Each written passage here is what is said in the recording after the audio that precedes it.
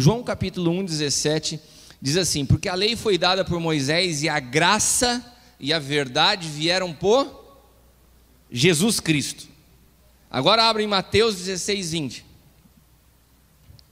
A lei foi dada por Moisés, mas a graça e a verdade vieram por Jesus Cristo.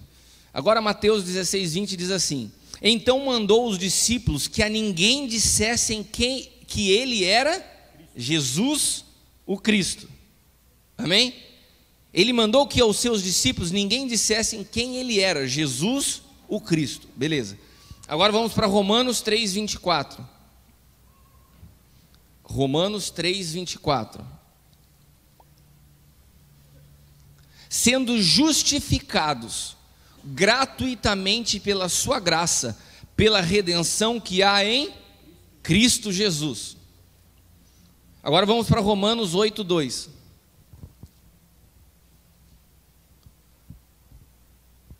Porque a lei do Espírito de vida em Cristo Jesus me livrou da lei do pecado e da morte. Amém? Pegaram? Qual a maior diferença dos textos mencionados? Os dois primeiros falam da pessoa de Jesus Cristo, e os dois últimos Paulo escreve aos Romanos e fala de Cristo Jesus. Nós saberíamos dizer a diferença de Jesus Cristo ou Cristo Jesus? Quantos nunca se deteram a pensar por que se chama Jesus Cristo e por que se fala Cristo Jesus? Fala para mim assim: eu nunca parei para pensar da diferença de Jesus Cristo e Cristo Jesus. Alguém que nunca parou para pensar? Você que já pensou na diferença de Jesus Cristo e Cristo Jesus, saberia me dizer qual a diferença? Por que nos dois primeiros textos é apresentado Jesus Cristo e nos dois textos de Paulo aos Romanos é apresentado Cristo Jesus? Qual a diferença dos dois? Jesus, engraçado que no texto de Mateus ainda fala Jesus o Cristo, porque quando se fala de Jesus Cristo, está falando do homem que portava o Espírito do Filho, do homem que portava o Cristo. Esse é Jesus Cristo. Quando se fala de Cristo Jesus, está falando do Cristo ressuscitado. Então todas as vezes que a Bíblia aponta a figura de Jesus Cristo, ela está apontando a figura de um homem que carregava o Espírito de Cristo. E todas as vezes que a Bíblia fala de Cristo Jesus, ela está falando do Cristo ressuscitado. Poderíamos fazer uma divisão aqui também entre Antigo e Novo Pacto. Jesus Cristo caminhou no Antigo Pacto, Cristo Jesus é a realidade do Novo Pacto. Jesus Cristo é alguém que você pode ter conhecido, você não, mas aqueles que viveram na época, ter conhecido de caminhar com Ele. Cristo Jesus não se conhece de caminhar com Ele, se conhece quando Ele é formado dentro de você. E o que isso pode mudar? Pode ser que você conheça Jesus Cristo, assim como você conhece Ayrton Senna, assim como você conhece Michael Jackson, assim como você conhece qualquer pessoa que você nunca viu na vida, mas você viu no livro da história o nome dele. Alguém que existiu, a figura do homem. Hoje, grande parte da nossa teologia está respaldada na figura de Jesus Cristo, não de Cristo Jesus. Você pode conhecer o homem que portou a Cristo e que foi à cruz, mas a realidade é que o novo pacto ele começa através da revelação de Cristo Jesus. E Paulo fala o seguinte: quando aprove a Deus revelar seu Filho em mim, eu não consultei nem carne nem sangue, porque Paulo está falando da revelação de Cristo. Paulo pouco se importava de não ter caminhado com Jesus, porque no novo pacto, o ter conhecido o homem Jesus, pouca diferença faz. Porque se você não o acessa no Espírito, você ainda está com o homem, você não está com o Cristo ressuscitado. Então nós precisamos entender a base das Escrituras, o que fez daquele homem chamado Jesus ser chamado Filho de Deus. O que caracterizou, o que habilitou Jesus a ser chamado de Filho de Deus? Era a sua carne ou a sua natureza no Espírito? Vamos, irmãos? A natureza do Espírito. Ele foi o primeiro, por isso que a Bíblia fala de primogênito. Ele foi o primeiro filho. E o que deu a ele a condição de filho? O fato do homem portar a natureza de Deus. Amém? Então o que te dá a condição de filho? Você como homem carregar o Espírito de Cristo. Jesus como homem carregava o Espírito de Cristo, e por isso ele era chamado de Filho de Deus. Então quem é filho de Deus? É quem frequenta o culto ao domingo. Quem é filho de Deus? É aquele que fala que ama Jesus, é o que usa a camisa "Sou de Jesus". Quem é filho de Deus? Aquele que conhece tudo das Escrituras. Quem é filho de Deus? Aquele que caminha contigo e te chama de pai, ou aquele que porta a natureza de Cristo. O que habilita um homem natural a ser chamado filho de Deus não é o que ele fala com a sua boca, é a natureza que ele porta no Espírito. Ou nós temos a Cristo, ou nós somos evangélicos somente. E entre um evangélico, um budista, um muçulmano, pessoas que estão conduzindo as suas vidas, buscando atributos morais que os qualifiquem como pessoas religiosas, elas estão fazendo tudo na força do braço e não tem diferença nenhuma da nossa. Agora, quando em nós é formado a vida de Cristo, então não se trata mais de uma vida de busca de atributos morais, se trata de uma nova natureza, que consequentemente interfere na moral. Mas uma coisa é diferente da outra. Quando Cristo é formado em mim e em você, nós recebemos a natureza de filhos. E isso muda a maneira que nós somos conhecidos. Amém? Isso muda a maneira que nós somos conhecidos. A condição de filho é gerada por Cristo em nós. Então a paternidade, ela diz respeito a uma conexão no Espírito. Do Cristo que habita aqui e do Cristo que habita aqui não tem a ver com isso aqui. Paternidade não é discipulado pessoal. Paternidade não é suprir carências na alma. Paternidade não é resolver problemas uns dos outros. Paternidade é uma transferência daquilo que eu porto e eu deixo como legado no Espírito para aquele que se sujeita como filho. Porque isso foi algo que o Pai estabeleceu. O que Adão fez para receber a natureza do Pai, do Criador? Nada. Porque isso faz parte do protocolo divino, Alessandro. Um pai, ele transfere automaticamente natureza para o filho. E qual era o projeto de Deus desde o princípio? Que o homem comesse da árvore da vida, para que ele transferisse para toda a humanidade a natureza de vida. Daí o homem, ele escolhe a árvore do conhecimento, e o que ele começa a transferir? Conhecimento. Mas um pai tem que transferir vida. Por isso Jeremias profetizou: vai haver um tempo, vai vir uma nova e eterna aliança que vai romper com todas as outras, e nessa nova aliança não necessitarão mais ensinar uns aos outros, porque tudo será conhecido, as leis vão estar impressas. E o que você vai precisar então na nova aliança? De um professor? De um maestro? Não, você vai precisar de um pai, para que ative a natureza do filho em você. A base do novo pacto é a base da paternidade, porque Jesus vem revelar a Deus como Pai, aquilo que até hoje os judeus não compreendem, nós acessamos por fé pelo Espírito. Deus como Pai. Eu só entendo isso quando eu entendo a dimensão do que é ser filho. Quantos podem entender o que eu estou dizendo? Não tem a ver com as frases do nosso tempo. Tempo de qualidade, isso é uma baboseira. Me fala aqui quantos de vocês tiveram tempo de qualidade com seu pai. Nunca a vida de um pai e de filho foi feita de tempo com qualidade. Os pais sempre foram homens que trabalharam, foram sempre homens que batalharam. Um pai é alguém que é coerente na vida do que fala e na vida que vive. E essa coerência faz com que o filho tenha admiração pelo pai. Quando um filho tem admiração por um pai, ele ativa algo que se chama honra. E quando há honra, a transferência. Você entendeu o princípio? Não se trata de tempo de qualidade, não se trata de senta aqui que eu vou te ensinar, filhinho. Não, não é isso.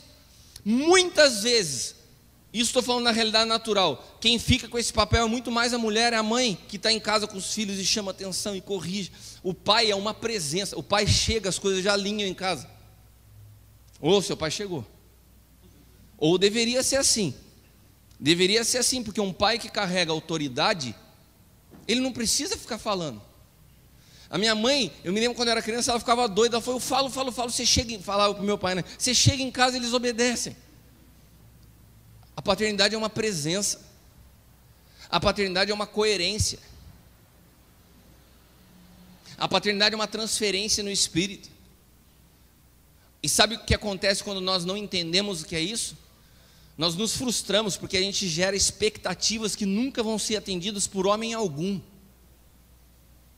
Porque a gente quer transferir para a paternidade aquilo que a gente nunca entendeu nem do que é paternidade natural. Abra sua Bíblia em Lucas capítulo 15, versículos do 11 ao 13.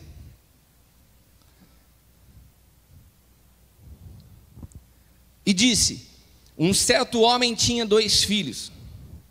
O mais moço deles disse ao pai: pai, me dá a parte dos bens que me pertence. E ele repartiu por eles a fazenda. E poucos dias depois o filho mais novo, ajuntando tudo, partiu para uma terra longínqua. E ali desperdiçou os seus bens vivendo dissolutamente. Quantos de vocês conhecem essa história? Amém? Estamos cansados de ouvir a parábola do filho pródigo. Estamos cansados de falar dessa passagem, inclusive em culto de domingo, para falar que a pessoa está voltando para Jesus. Olha lá, o cara está voltando, era o desviado que voltou para casa. Vamos fazer uma festa porque esse irmão estava perdido e voltou. A gente não pode ser usado esse texto para isso? Pode. Agora, do que está falando isso aqui? Do que esse texto trata? É de um filho que queria sua herança? É de um filho que estava querendo o dinheiro do pai? É de um filho que estava querendo herança antecipada? Na primeira vista parece que é isso que o texto está falando. Um pai judeu, ele podia dividir a herança com seus filhos no momento que ele quisesse. Mas era incomum um filho pedir para antecipar a sua parte. Porque tinha tudo. O filho vivia com o pai, ele tinha tudo. Não tinha sentido pedir antecipação da sua parte. Quantos estão entendendo? Um pai podia dividir a herança a hora que ele quisesse, mas nunca se fazia isso porque não precisava. Se o filho vivia com o pai, trabalhavam junto, ele tinha tudo. Isso aqui não se trata de herança. Aqui não se trata de necessidade financeira. Isso aqui não era um filho que estava assim: ó pai, eu estou com dificuldade para pagar minha conta de luz e de água, e o negócio é o seguinte, me dá minha herança aí que eu tenho minhas contas para acertar. Não é disso que esse texto está tratando. Isso não tem a ver com herança. Isso se tem a ver com o desejo de se romper uma conexão, porque eu quero viver do meu jeito. Não tem a ver com dinheiro. Eu quero viver sozinho. Eu quero independência. Eu quero fazer as coisas do meu jeito. Eu não quero me sujeitar a ninguém. Eu não quero mais tocar as coisas e ter que perguntar para você o que você acha. Eu não quero esse tipo de vida. Eu quero que você me dá de dinheiro para eu tocar minha vida do meu jeito.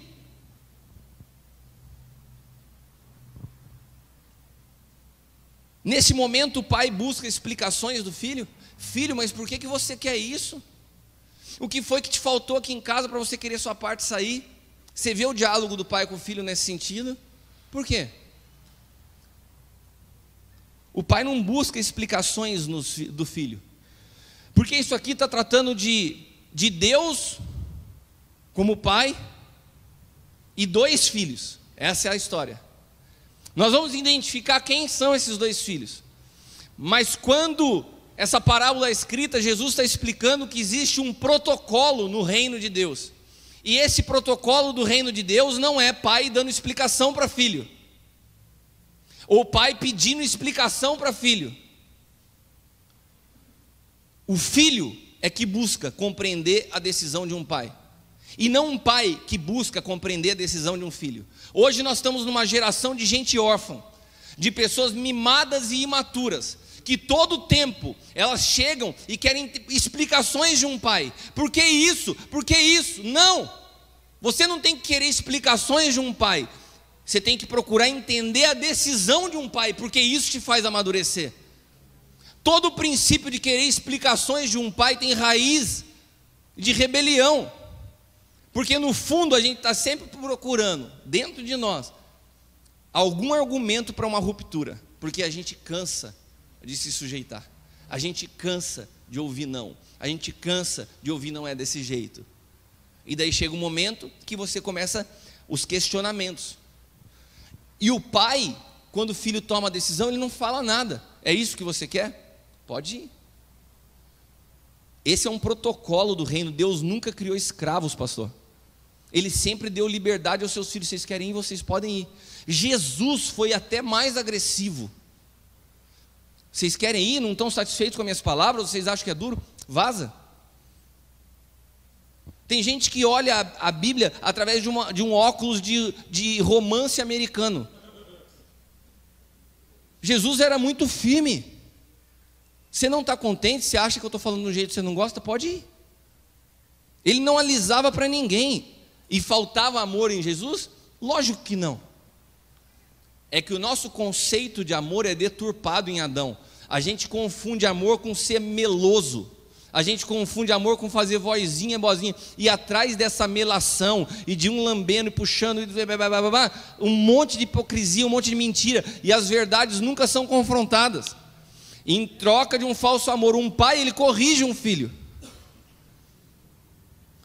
As conversas mais maduras que eu tenho são com filhos que eu sei que eu tenho o coração. E eu posso falar, cara, o que está acontecendo? Não, essa atitude não foi legal. É a maior prova de amor. E por que um pai não vai atrás do filho e fala, filhinho, por que você está pedindo isso? Filhinho, por que você está querendo sua herança? Filhinho, por que você está saindo? Por que o pai não pergunta? Porque o pai já sabe. O pai sabe o que está acontecendo. O pai sabe por que está saindo. O pai sabe o que o filho está querendo. Não se trata de dinheiro, ele estava querendo romper com o pai. Então tá, vai. Esse é um princípio eterno, porque foi a mesma coisa que aconteceu no Éden. Adão tinha problema de pagar as contas, Adão estava endividado no cartão de crédito, Adão estava falando assim, estou cansado, Senhor, estou num lugar que me falta tudo. Tinha alguma falta para aquele homem? O que ele queria? Eu quero tudo que eu tenho, mas não quero mais ter que ficar toda hora essa conversinha na viração do dia, prestando conta do nome que eu dei, no que eu quero independência. Eu quero fazer do meu jeito, eu quero me desconectar do Pai. Aqui a busca é desde o Éden. O que Satanás trouxe no Éden, que se perpetuou até hoje, não é uma situação de desencontro de ideias. Cara, quantos filhos que caminham comigo, que a gente já sentou várias vezes para falar de desencontro, eu penso no jeito. Cara, que coisa mais gostosa. A gente não está criando uma massa coletiva que pensa tudo igualzinho, não. Temos nossas diferenças, sentamos juntos, porque o que nos faz ser um, não é o nosso jeito igual, é Cristo, nós somos um nele. Então, quando se perde a unicidade? Quando se sai de Cristo, quando eu quero fazer as coisas do meu jeito. Esse foi o problema de Adão. Adão não buscava uma vida melhor, Adão não buscava dinheiro, ele não estava querendo reconhecimento, a única coisa que ele queria era independência. Independência de quem? Do sócio do trabalho dele que estava metendo a mão? Independência de uma esposa que o relacionamento estava... Não, independência do pai. Isso começa no Éden. O que Deus fez para Adão de ruim? Para Adão falar, não quero mais estar conectado a você. É um nível de insanidade tão grande que você vê as rupturas que acontecem dentro das igrejas hoje, são todas por motivos frágeis. As pessoas caminham contigo, você serve por anos e de repente ela se sai porque ela nunca teve. Porque também não tem a dimensão do que é uma ruptura no espírito.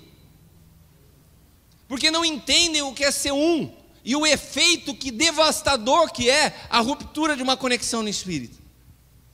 Estou falando no espírito. O que Adão pensou é o seguinte: eu posso ter conhecimento sem precisar de alguém. Sabe qual que é o grande perigo do conhecimento? É que ele te traz um nível de soberba que você acha que não precisa de ninguém. Quanto mais você estuda, mais você se sente superior ao outro. Quem são as pessoas que fazem sucesso no evangelho nessa nação? É os caras que ganham qualquer conversa nos argumentos. Você olha o cara pregando e fala, meu, inteligente pra caramba, te impressiona. Mas é árvore do conhecimento, não tem vida. É pura soberba que seduz. Isso é produzido pelo conhecimento. Eu tenho conhecimento, eu não preciso de ninguém. Todo aprendizado humano, ele gera uma sensação de superioridade, que nos arranca da conexão do Espírito para racionalizar a capacidade. Daí, por que há muita ruptura e por que muitos desses caras que estão ministrando caminham sozinhos sem pai? Porque entendem que a sua capacidade precisa de alguém, o cara se sente superior. Então quem é meu pai? Quem pode ser superior a mim no argumento? Ninguém, então eu caminho sozinho. Você imagina se ao longo da minha vida, quando eu começo a adquirir mais informação, meu pai é engenheiro civil, eu sou engenheiro civil. Meu pai se formou, eu me formei, só que eu me especializei. No momento que eu me especializei, eu não ouço mais meu pai, porque eu me tornei em conhecimento superior a ele. É isso que acontece hoje no mundo gospel. É isso que acontece hoje dentro dessa realidade do evangelho, onde não se entende. A gente acha que paternidade é alguém que vai te dar informação. Não tem nada a ver com isso. Por isso Provérbios 16, 25, e é interessante quando você começa a ler a Bíblia à luz do Novo Pacto, que tudo se encaixa. Tudo começa a ter sentido. O escritor de Provérbios fala no capítulo 16, 25, há um caminho que parece direito ao homem, mas o seu fim são caminhos de morte. Deixa eu te explicar uma coisa, meu irmão. Escolhas diferentes de caminho não são coisas tão inocentes como se parece. Ah não, você escolheu isso, eu escolhi isso. Essas escolhas, elas conduzem à morte. Há caminho que parece ao homem, e a palavra homem ali é homem natural. Então você olha a partir da natureza adâmica que ainda governa a tua vida e fala assim, não tem problema, eu saí de uma liderança para outra. Não, você não entendeu nada das coisas do Espírito. E há caminhos que você está tomando decisões naturais que vão te conduzir à morte. Vamos voltar à parábola do filho pródigo e ver isso? Lucas 15, 21 ao 24. Quando o filho cai a ficha, quando o filho se arrepende, quando o filho está comendo bolota de porco, que simboliza o nível de alimentação que você tem quando você está desconectado do pai. O que você está comendo? Nossa, tem uns vídeos no YouTube, eu estou vendo a pregação de fulano de tal, morte. Não consegue discernir o espírito que flui daquela palavra. E o filho disse, pai, pequei contra o céu perante ti, já não sou digno de ser chamado de teu filho. O pai não foi atrás, o pai não foi dar explicação, mas quando o filho volta, o pai diz aos seus servos, traz depressa a melhor roupa, as sandálias nos pés, um bezerro cevado, e matai-o, e comamos e alegramos. E daí olha que fala o texto, porque esse meu filho estava desconectado e foi reconectado, porque esse meu filho tomou uma decisão errada, estava longe e voltou. O que o pai fala? Porque esse meu filho estava morto. Ele estava morto. Um filho desconectado de um pai pode estar fazendo as coisas, pode estar dando resultado, pode estar gastando dinheiro, no espírito está morto, porque Deus reconhece através da filiação. Se não há conexão do espírito, há morte. No reino de Deus, independência é morte. Não é independência ou morte, é independência é morte. No reino de Deus, se você não está conectado, se você não se sujeita, sabe o que isso mostra? Que você é soberbo, e a soberba traz ruína. Então o pai, ele fala assim, olha, a gente vai celebrar, não é porque o meu filho foi e voltou, porque ele estava morto. Por que ele estava morto? Porque ele se desconectou do pai. O que aconteceu com Adão quando ele resolve comer do fruto que a serpente oferece a Eva? Repita comigo: morte.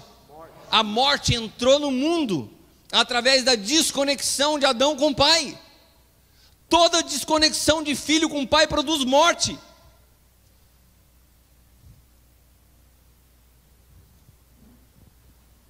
Para de admirar gente que anda sozinho. São verdadeiros kamikazes.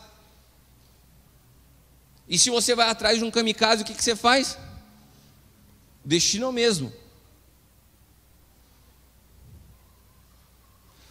Por isso que eu falei, para Deus o pecado não é uma questão primeiramente moral. Para Deus, pecado está mais ligado a posicionamento. Qual foi o grande pecado de Adão? Foi posicionamento. Eu quero me posicionar à parte de você.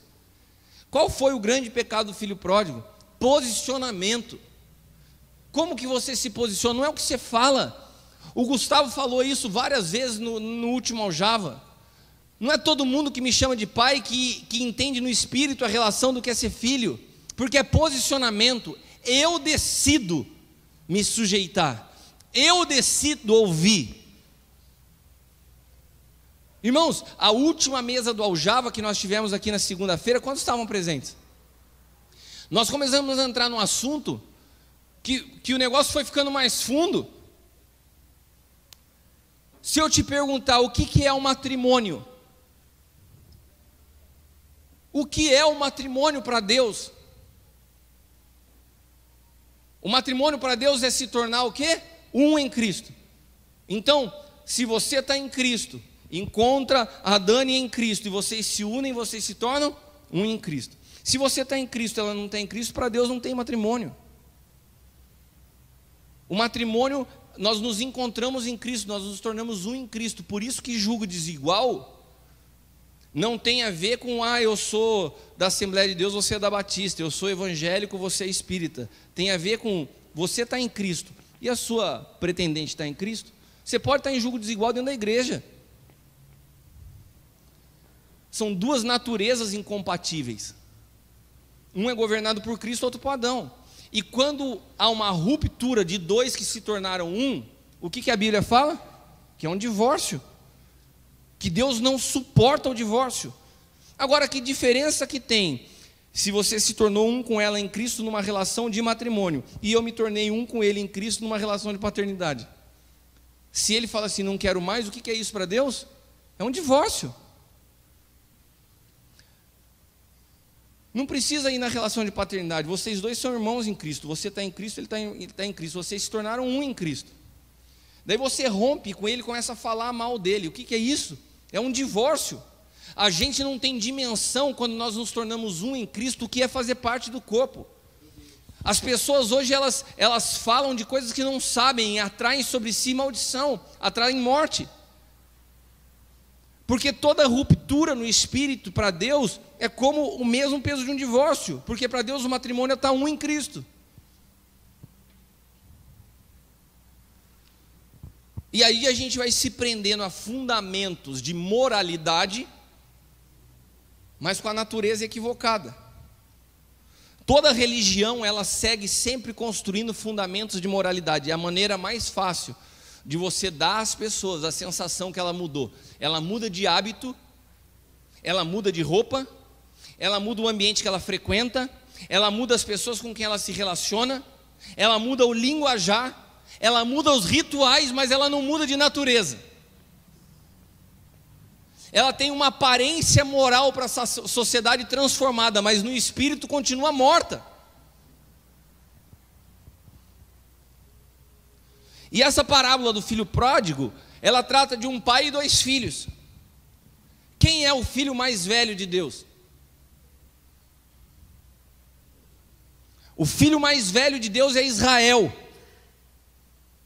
Qual é o filho mais novo de Deus? O filho mais novo de Deus é a igreja. Israel está o tempo inteiro do lado do pai desde o início da fundação do mundo. Até hoje Israel está do lado do pai e não entende o que é ser filho, porque o filho mais velho está junto, mas não sabe o que é ser filho. E sabe o que o filho mais velho faz? Não reconhece o mais novo como filho. O filho mais velho que ficou em casa simboliza Israel. O filho mais novo somos nós, igreja. Saímos do buraco, do meio do porco, e fomos resgatados, e reconhecidos, e recebidos como filho. Mas aqui, nos dá... Irmãos, eu quero compartilhar algo com vocês. Tudo que eu estou falando para vocês, ontem à tarde o Espírito começou a falar comigo, quando eu estava indo para a academia com meu filho. O meu filho parou para mim e falou assim: pai, de onde você tirou isso? Eu falei: nunca ouvi. Caminhando do teu lado, o Senhor foi me falando. Ele falou: mas isso é forte. Eu falei assim: também acho. Eu vou falar amanhã com os pastores. Eu nunca tinha ouvido o que eu ouvi. Daí você fala assim: você passou 10 dias em jejum? Eu estava indo na academia com ele. Pensa numa tarde top. Falei para ele: vamos fazer a mesma série, eu revezo, você faz um, faz outro. E a gente conversando, ele falou: pai, mas agora eu entendi. E isso foi ministrando ele como filho. Ele como filho, em toda a sensação que um adolescente tem de querer sempre a independência do pai, aquilo foi mexendo nele por dentro. E daí ele pegou, começou a entender e me fazer umas perguntas interessantes. E eu falei assim: cara, para você é muito molezinha, né? Ele falou: por quê, pai? Porque você recebe no teu espírito aquilo que eu levei tempo para receber no meu, porque é uma transferência. As coisas que eu vejo meu filho falar não é fruto de conhecimento, é uma transferência de espírito. A gente falou sobre isso no retiro. O Brown pegou o microfone para dar um testemunho e contou a história dele. Ele falou: fui muito ferido no assunto paternidade, comecei a caminhar com Cristo faz 3, 4 anos. A gente se chamava de amigo, se chamava de parceiro, mas não saía dele a palavra pai. Por quê? Porque ele foi machucado nisso. E eu falei para ele: cara, desencana, velho.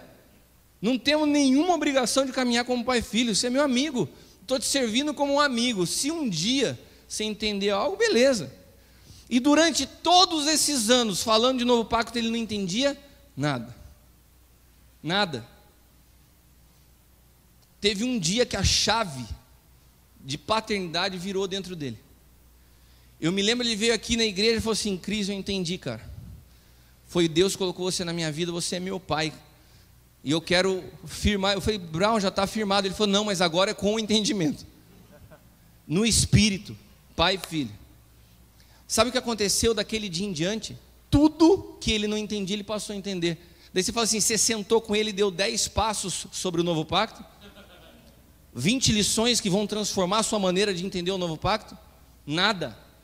Quando vira o entendimento de paternidade, eu acesso no espírito que meu pai carrega. Aleluia. Essa é a nossa herança. A Bíblia, quando ela fala, tudo que a gente lê no novo pacto é tudo espiritual. A nossa herança é no espírito. A nossa herança é um legado no espírito. Então, quando a gente olha Israel como o filho mais velho, que não entende, que não desfruta e que não reconhece, você fala assim: é mesmo? Eu olhei para a cara de vocês, estava todo mundo assim, da mesma forma que eu fiquei quando Deus me mostrou com clareza que é Israel. Mas calma aí, se o mais novo é a igreja, qual que é o maior perigo que Deus está apontando nessa parábola, que nós temos que vigiar todos os dias? É o desejo de independência. É o desejo de caminhar sozinho, que é o veneno que tomou conta dessa geração. Todos os dias se abre uma nova igreja de alguém que não quer caminhar junto com alguém. Todos os dias nascem igrejas de pessoas que falam assim: não quero caminhar com meu pai, vou caminhar sozinho. É o mesmo princípio. A igreja, ela não nasce da sua vontade de ser pastor de igreja. A igreja nasce do envio de um pai para um filho. E se você começou sem um envio de um pai para o filho, você começou errado. Se você fazia parte de uma casa pastoral, de uma casa paterna, ou mesmo que não seja paterna, você estava num lugar e de repente, porque você começou a pensar diferente, você achou: vou sair, vou montar meu ministério. O princípio está errado. O reino de Deus é um reino de protocolos e um governo de pai para filhos. E quando isso acontece, a palavra não é: ó, você corre o risco de fazer uma coisa meio diferente. Não, a palavra é: você estava morto. Você estava morto e reviveu. Quando reviveu? Quando se reconectou com o Pai. Não é quando começou a ajustar a igreja, não é quando pintou de preto a parede da igreja, não é quando deu uma modernizada na igreja, agora está com uma vida. Não, isso daí não é vida, isso é movimento. Não é quando você colocou mais luz no seu culto que teve mais vida. Não tem jeito de fabricar vida. Pode existir inteligência artificial, mas não tem vida artificial. Aleluia. Ou a vida flui da natureza do Filho em nós, ou, segundo a palavra, nós estamos mortos. Nós somos partes de um corpo que funciona bem ajustado. Toda tentativa de independência que seja do meu irmão ou de um pai é ruptura e traz morte. Você não tem alternativa, meu irmão. Quando você entrou para a igreja, você precisa aprender a amar todo mundo que está do teu lado. Mas você não sabe o que me fez, não quero saber. A Bíblia não fala, se te fizerem isso. Se você frequenta a igreja por 2 anos e ainda não te convidaram para pregar, você tem direito. Não tem isso. Ah, mas fulano tal me traiu. Não tem na Bíblia. Você está liberado para não ser um com ele porque ele te traiu. Se fosse assim, Jesus não seria um com ninguém de nós aqui, porque todos nós traímos ele. Meu Deus. E se ele, sendo Deus, tomou a forma de homem, se humilhou e foi obediente até a morte, e a morte de cruz, para que eu e você tivéssemos vida, quem sou eu para achar que eu não posso perdoar?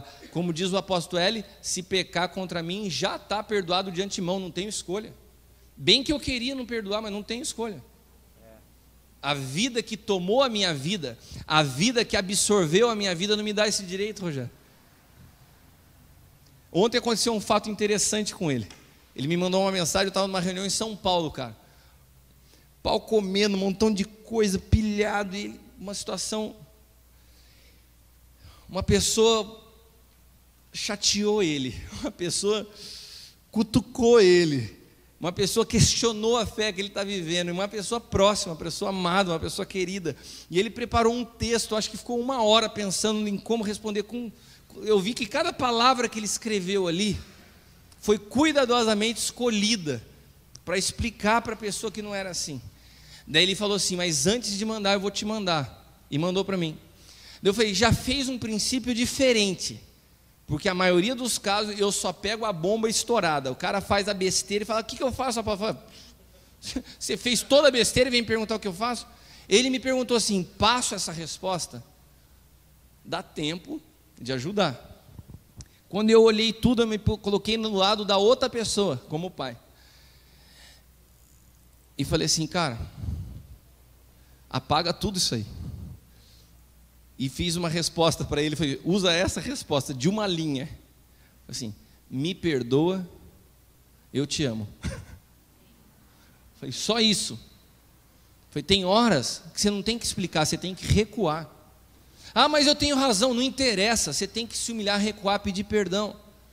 Ele fez isso, ele veio falar para mim hoje, falou assim, obrigado, foi incrível o que aconteceu. Não tem guerra quando você se humilha, pede perdão e fala aqui, ó. Não tem. Mas o nosso orgulho nos faz querer sempre provar que a gente tem razão, que o nosso jeito é o certo, que o nosso modelo de igreja, que o nosso formato. E nesses processos nós vamos encontrando morte, sabe por quê? Porque toda desconexão do outro produz morte em mim. Nós fomos gerados para caminhar como corpo, um ligados ao outro. É nisso que existe vida. Um membro fora do corpo, ele não tem vida. Ah, mas está funcionando, então é uma prótese. Prótese funciona, mas não tem vida. Pode te ajudar a caminhar, mas se você arrancar e colocar ela num canto, ela vai ficar bem ali. Só uma lubrificada de vez em quando, né? Um paninho. Nós não somos próteses, nós somos corpo. Amém? Essa é a palavra que eu gostaria de compartilhar com vocês nessa manhã. Queria convidar a mulherada a se retirar, porque aqui é lugar de macho. Brincadeira, irmãs, por favor, com muito amor e carinho. Acompanhe a pastora Eliana, que agora vocês vão conversar um pouco mais sobre isso para lá. E os homens, cheguem aqui mais perto, por favor.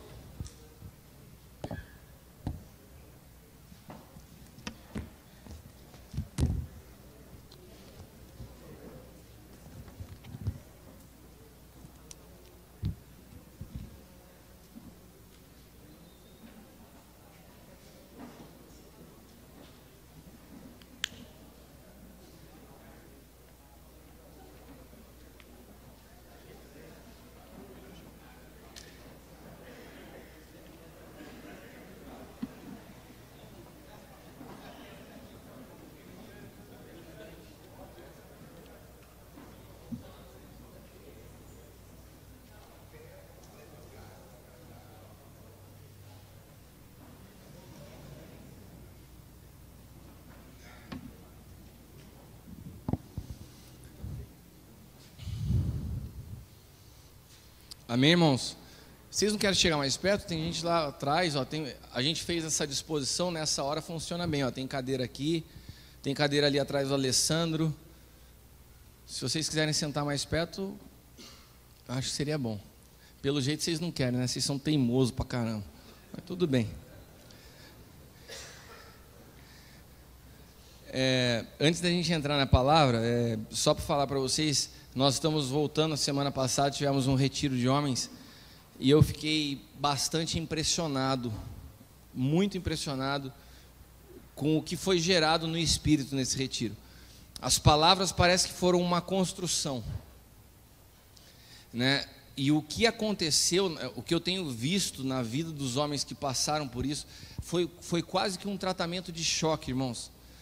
E é como se eu ouvisse Deus falando para os homens assim, e não só Deus falando, isso foi repetido pelos diferentes ministros que ministraram. Não dá mais para ficar tratando com o homem no nível de, eu estou preso na pornografia, eu estou preso nisso aqui, eu estou preso na outra coisa ali, eu ainda caio nisso. Cara, não dá mais. Não dá mais para ser colocado diante de uma palavra como nós temos sido colocados e seguimos lutando com coisas tão rasas. E a primeira palavra do retiro foi exatamente em cima disso. Vamos passar uma régua nesse assunto? Vamos pôr um ponto final nessa história. A gente está tratando aqui, partindo de um princípio que nós estamos falando com homens de verdade, que esses assuntos têm que virar a página. Você está disposto a se arrepender definitivamente por isso? E esquece, não vai vir um anjo e tirar a mão. Não está mais transmitindo ao vivo? Então, irmãos, eu queria me despedir de vocês, porque eu não sei onde vai parar, e eu preciso ter liberdade para falar com os homens aqui. Pode cortar? Me dá um... Está cortado? Não dá mais para você pensar que vai vir o anjo Gabriel na hora que você vai se masturbar e vai tirar a mão de você e falar assim, sai, não faça isso. Cara, você tem que entender que tem coisas que são decisões suas. São decisões suas, não dá mais para ser governado desse jeito. E daí a primeira palavra que ministrou foi o pastor Jackson de Aquino, e ele deu um panorama da vida do homem nesse aspecto, e quando acabou, nós fizemos um ato profético, e todos os homens que estavam lá foram levantando as suas mãos. Meu problema ainda é pornografia, meu problema não consigo me submeter a uma paternidade, sou orgulhoso, meu problema é o jeito que eu trato. E quando os homens se expuseram, todo mundo exposto, nós fizemos um ato profético e fomos para dar um mergulho na piscina, como Naamã quando expôs a lepra. E cara, depois daquela palavra, as outras parece que puderam entrar muito mais fundo, porque houve um ambiente de arrependimento primeiro, e foi um tempo muito importante, né? Eu não tenho como te trazer de volta para aquele lugar, mas a sensação, por que eu estou falando isso? Porque a sensação que eu tenho no meu espírito é que aquele ambiente daquele dia está hoje nesse lugar aqui, sabe? Um lugar de transparência, de verdade, para a gente entender o que precisa ser ajustado na nossa vida, e como esse aspecto da paternidade não é mais uma moda. A realidade é que paternidade é um assunto que Jesus traz sobre a face da terra para explicar algo que no Antigo Testamento nunca havia se entendido, que era a figura de Deus como Pai. Então, às vezes, a gente parece que quer avançar em assuntos, quer se aprofundar em assuntos, mas não sabe o básico do que é ser filho. Então, a palavra que eu trouxe nessa manhã, ela nos alerta, ela nos desperta da importância dessa conexão que é no Espírito, e como nós caminhamos nisso para, de fato, produzir filhos saudáveis, filhos maduros, filhos uios, que cresçam à estatura de Cristo. Amém? Então essa é só uma introdução, e conforme nós sempre fazemos, eu quero abrir agora para quem tiver alguma pergunta, quiser fazer alguma colocação. Alguém queira iniciar aqui? Posso ter uma pergunta, ter uma dúvida, quero falar sobre isso. Vamos lá. Como sempre, sem briga um depois do outro, eu dou espaço para todo mundo, sem disputa. Vamos lá. Quem quer começar? Senta para cá, vai. Se é da casa, eu falo para sentar perto, eu não vou até aí para levar o microfone. Aqui, ó. E não fica bravo porque ele é lutador de jiu-jitsu. Rapaz, Não, eu tive uma dúvida ali. Queria que o senhor explicasse, trouxesse para a gente. Tem a questão da culpa do homem, né? Lá no jardim.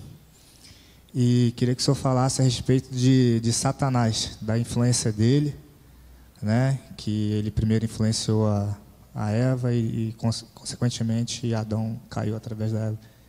Queria que o senhor falasse em relação a essa influência que levou o homem a cair, né? Toda a influência de Satanás ao longo da história sempre foi de fora para dentro. Satanás sempre foi uma voz externa. O homem no antigo pacto estava muito mais suscetível, porque o homem não tinha uma vida interior. O homem tinha uma experiência com o Espírito do mesmo jeito que tinha com Satanás, eram vozes externas. O Espírito vinha e se apossava, assim como Satanás vinha, era de fora para dentro. Quando Cristo é formado em nós, cara, é como se a guerra não existisse mais. A palavra guerra não acompanha o novo pacto. Não tem como lutar quando você carrega a verdade dentro, não tem voz que possa te... Então, só que tem uma outra coisa, Adão não estava num ambiente vulnerável. Adão estava num ambiente com Deus. Agora, a Bíblia diz que o homem é sujeito às suas próprias concupiscências. É quando a gente fala, por exemplo, que tem gente que fala assim: ah, pastor, fico com dó daqueles caras que vão lá naquelas igrejas lá, onde pede dinheiro. Eu falei, eu não fico com dó não. Eles são atraídos pelas suas próprias concupiscências. O cara vai atrás daquilo que ele quer receber. Por exemplo, o assunto paternidade. Tem gente que participa de uma reunião como essa e vai embora, nunca mais volta, Romulo. Por quê? Porque não é isso que quer. O que quer é uma plataforma de promoção pessoal. Então, quando o cara fala de morte, de renúncia, não é isso que eu quero. Por que Adão foi seduzido? Porque, no fundo, ele não queria mais estar conectado ao Pai. Então, e qual que é a maneira de Deus nos proteger? É muitas vezes nos alertar daquilo que nós não conseguimos ver que há em nós. É isso que nos protege. Então, o que essa manhã está produzindo em nós? Fique esperto, você é como aquele filho que saiu. Por que saiu? Porque está sempre buscando se desconectar. Isso é um alerta para nós, porque às vezes a gente não consegue, nós somos seduzidos muitas vezes sem perceber aquilo que está nos atraindo, porque a gente fica cego. E é o que eu falei no retiro, né? Parece que se colocou um espelho diante de nós. É como se Deus falasse assim: cara, você está vendo? É isso aqui que te leva a cair. É isso aqui o teu problema. Então não dá mais para você. Você tem que entender que tem uma decisão que é tua, porque está tudo pronto. Amém? Quem mais? Vitor. Paz, irmão. O que está falando Kiko é verdade. Com a experiência ministerial, tem gente que só procura Jesus, mas não se revelou ainda o Cristo de Jesus. Vamos poner a coisa fácil. Só pregamos salvação, mas não perfeição. E mientras a pessoa pregue só salvação, nunca vai conhecer a perfeição que é feita por Cristo. Então, Jesus é um homem sem pecado, mas precisa da revelação do Espírito do Pai. Por isso que Paulo não caminhou com Jesus, é verdade. E os apóstolos da circuncisão falaram: você não caminhou com Jesus. Paulo deu risada na cara deles. Tolos, diz o original em hebreu. Tolos, insensato. Eu não preciso caminhar com ele. Eu conheço o Cristo que você não chegou. Isso aí. Vamos lá. Gente, vocês estão acanhados hoje? Vamos lá, quem quer?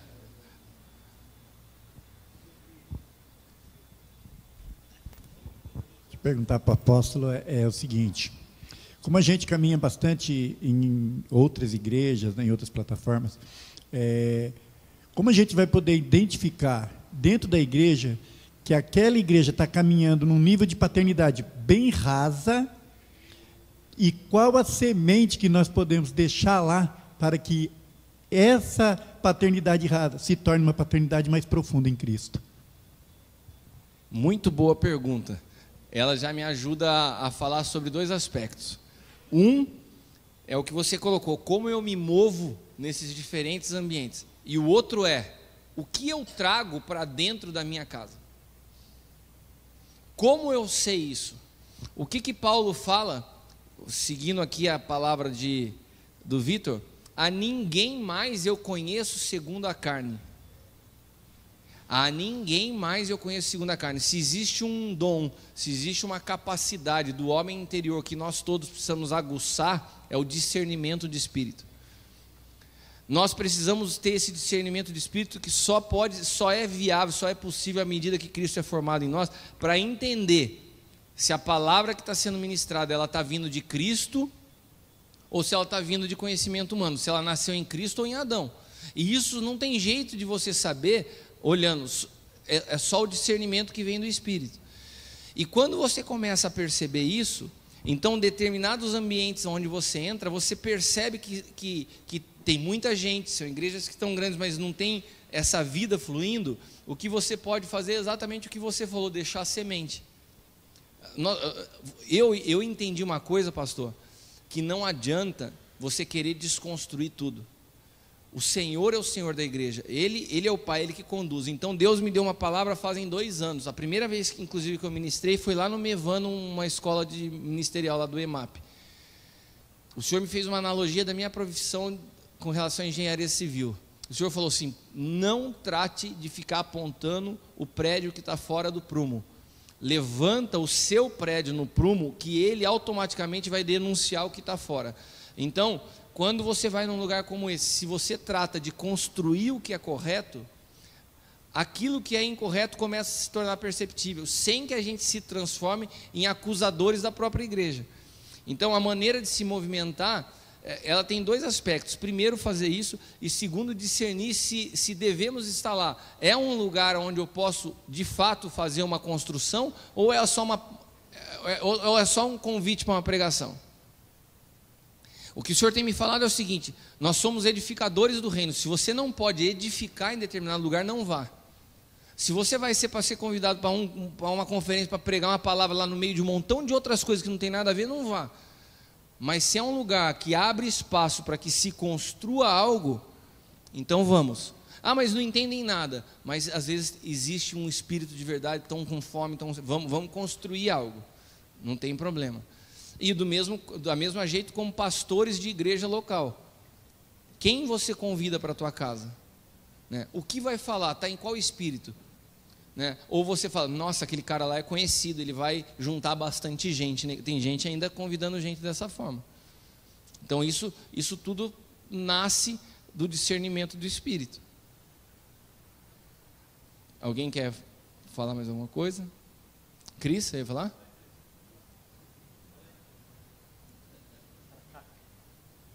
É?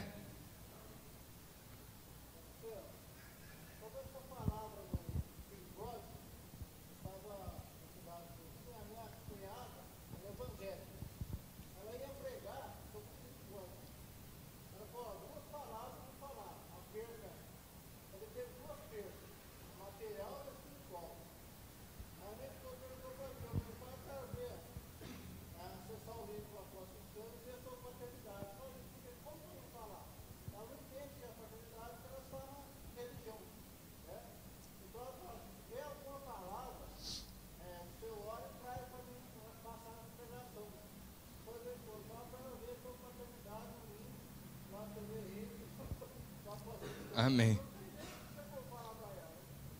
Tem coisas que a gente tem, mas olha, eu aprendi, primeira coisa, eu aprendi faz algum tempo já, que quando o Senhor se revela a nós, a primeira característica disso é humildade.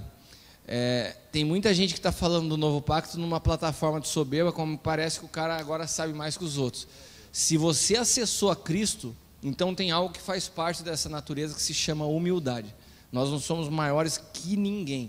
E eu me lembro que o Vitor estava falando aqui, a gente se conhece há uns 20 anos. Eu comecei a conhecer do Novo Pacto quando eu conheci o Juan, o Lucas, fazem aproximadamente 12 a 13 anos.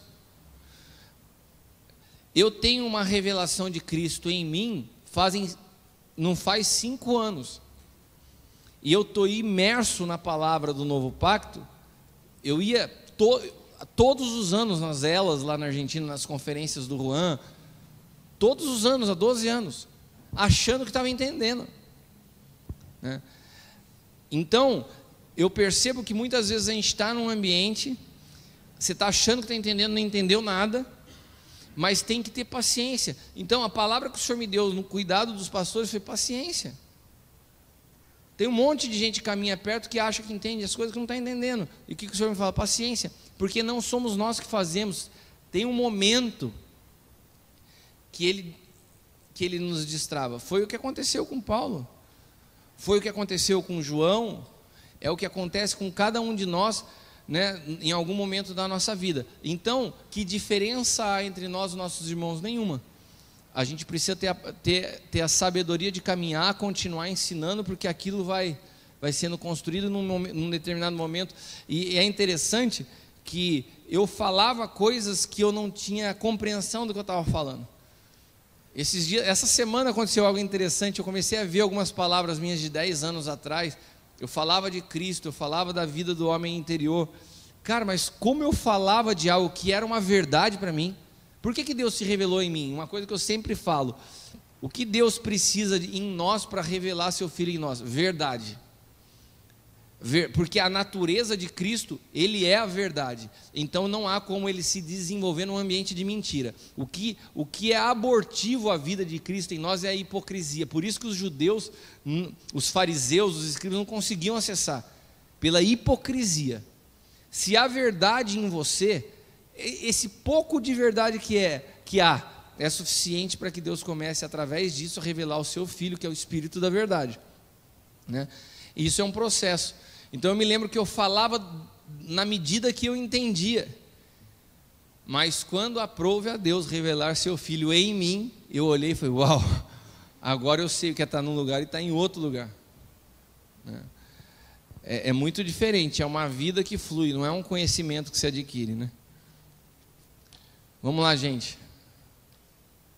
Pastor Toninho, você fala no microfone. Só porque do tamanho? Para eles ouvirem, está bom. Bom, Cris, queria saber o seguinte: sem paternidade está morto? A pergunta do Toninho é: sem a paternidade está morto? Toninho, eu acho que assim, quando você entende paternidade e se desconecta, você tem morte. Agora, eu não posso falar que quem não tem uma figura de uma paternidade está morto. Eu acho que seria generalizar demais. Não, o honestamente equivocado também é morte. Mas a palavra do Toninho é o seguinte: é possível o cara não ter pai e tá morto, e tá vivo, né? Vamos dizer assim. Eu não gosto de colocar uma sentença afinal, falar todo mundo que caminha sem pai está morto. Eu acho que agora faz parte da vida do espírito a sujeição a um pai. Faz parte, né? É engraçado, Jesus sendo a pessoa mais incrível que já pisou sobre a face da terra, Deus encarnado, tudo que ele ia fazer, ele ouviu o Pai. Não faço nada sem que meu Pai não me fale para fazer.